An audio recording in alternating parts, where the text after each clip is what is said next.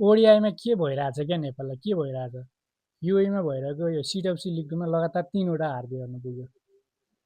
र जुन टी20 world cup क्वालिफायरमा त्यस्तो बवाल प्रदर्शन गरेको नेपाल अहिले क्रिकेट वर्ल्ड कप लिग 2मा आएर लगातार हार्न पुगिरहेको छ र हिजोको गेममा त राम्रो स्कोर पनि बनाएको थियो क्या 271 बनाएको थियो तर त्यही पनि डिफेन्ड गर्न सकेन दिपेन्द्र सिंगारी वर्ल्ड क्लास फिल्डर एकदम ललिपप क्याच मिस गर्न पुग्यो गुलसन झाको त्यस्तै भइरहेको थियो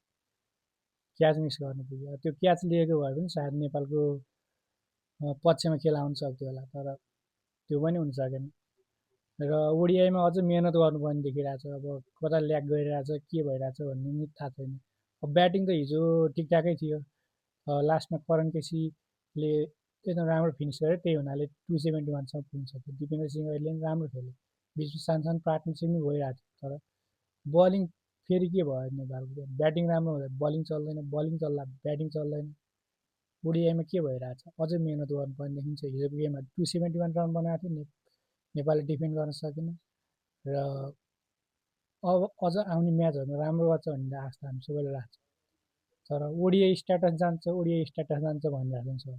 कि जाला त साँच्चै ओडिआई स्ट्याटस जान त्यति सजिलो चाहिँ छैन किनकि नेपाल एकदम बटम फोरमै रह्यो भने पनि अर्को चान्स चाहिँ हुन्छ च्यालेन्ज लिग खेल्छ नेपालले बटम फोरमा रह्यो भने र त्यो च्यालेन्ज लिगको फेरि टपमा पुग्यो भने नेपालले ओडिआई स्ट्याटस त जो होला तर नेपालको यो के ओडिआई स्ट्याटस जो खालको मात्रै लेभलको टिम हो नेपाल त्योभन्दा माथि गइसक्यो होइन र हेरौँ अब आउने म्याचहरूमा के हुन्छ